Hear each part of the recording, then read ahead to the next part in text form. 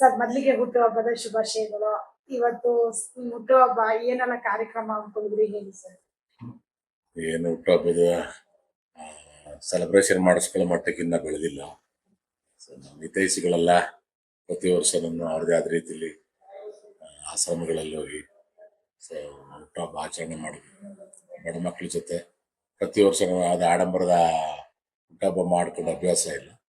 So ಆಶ್ರಮದಲ್ಲಿ ಹೋಗಿ ಪೋಷಕರಿಲ್ಲದ ಮನಸ್ಸುಗಳ ಜೊತೆ ಒಂದಷ್ಟು ಬೆರೆತು ಅವ್ರಿಗೊಂದು ಊಟದ ವ್ಯವಸ್ಥೆ ಮಾಡಿಸಿ ಎಲ್ಲ ನಮ್ಮ ಸಹಪಾಠಿಗಳ ಸ್ನೇಹಿತರುಗಳೇ ಮಾಡ್ತಾರೆ.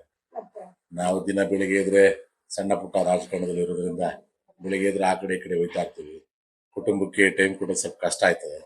ಇವತ್ತು ನನ್ನ ಕುಟುಂಬ ಪರಿವಾರ ಸಮೇತವಾಗಿ ನಮ್ಮ ತಂದೆ ತಾಯಿ ಆಶೀರ್ವಾದ ಪಡೆದು ಊರಿಗೆ ಹೋಗಿ ಊರಿಂದ ಅವ್ರ ಆಶೀರ್ವಾದ ಪಡ್ಕೊಂಡು ದೇವರ ಆಶೀರ್ವಾದ ನಮ್ಮ ತಂದೆ ತಾಯಿ ಆಶೀರ್ವಾದ ಪಡ್ಕೊಂಡು ಬರ್ಬೇಕಂತಿದ್ವಿ.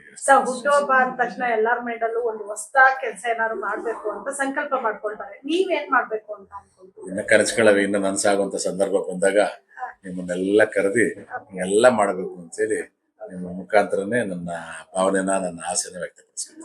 ಇವತ್ತೇನಾದ್ರೂ ಅನಾಥಾಶ್ರಮ ಆ ತರ ವಿಸಿಟ್ ಮಾಡ್ತೀರಾ ಸರ್? ಇವತ್ತು ನಮ್ಮ ಸಹಪಾಠಿಗಳೆಲ್ಲ ಮಾಡ್ತಿದ್ದಾರೆ. ಅಲ್ಲಿ ಸರಸ್ವತಿ ಆಶ್ರಮ ಅಂತಿದೆ, ಅಲ್ಲಿ ಬಡ ಮಕ್ಕಳುಗಳು ಸಾಕಷ್ಟು ಚಿಕ್ಕ ಮಕ್ಕಳುಗಳಿದ್ದಾರೆ.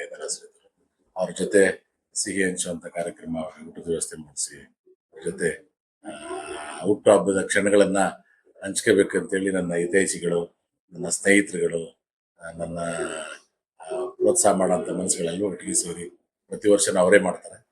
ಈ ವರ್ಷನೂ ಕೂಡ ಅವರೇ ಆರ್ಗನೈಸ್ ಮಾಡ್ತಾರೆ.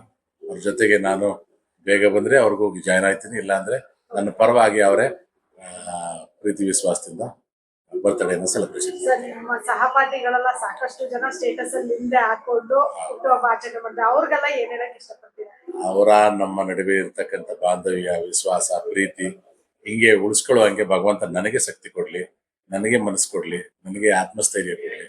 ಅವ್ರಿಗೆ ಬೇರೆ ಏನು ಕೊಡ್ಲಿಕ್ಕೆ ನನ್ನಿಂದ ಸಾಧ್ಯ ಇಲ್ಲ. ನಾನು ಯಾವ ಊರು ಅವ್ರದ್ದು ಯಾವುದೋ ಊರುಗಳು, ಅದು ನನ್ನ ಮೇಲೆ ಇಟ್ಟಿರ್ತಕ್ಕಂಥ ಗೌರವ, ಪ್ರೀತಿ, ವಿಶ್ವಾಸ ಇಟ್ಟು ಈ ಸುಂದರ ದೊಡ್ಡ ಪ್ರಮಾಣದ ಬೆಂಗಳೂರು ನಗರದಲ್ಲಿ ಹಳ್ಳಿಯಿಂದ ಬಂದಂತ ನನ್ನನ್ನ ಬಹಳ ಪ್ರೀತಿಯಿಂದ ಪ್ರೋತ್ಸಾಹ ಮಾಡಿ ಪ್ರೀತಿ ವಿಶ್ವಾಸದಲ್ಲಿ ನನಗೆ ಸಹಕರಿಸ್ತಾರೆ. ಆ ಪ್ರೀತಿ ವಿಶ್ವಾಸ ಅವ್ರನ್ನ ಬಾಂಧವ್ಯನ ಉಳಿಸ್ಕೊಳ್ಳುವಂತ ಶಕ್ತಿ ಭಗವಂತ ನನ್ಗೆ ಕೊಡ್ಲಿ ಅಂತ ಭಗವಂತ ಕೇಳ್ಕೊತೀನಿ. ಮತ್ತೊಮ್ಮೆ ಹುಟ್ಟುಹಬ್ಬದ ಶುಭಾಶಯ. Thank you.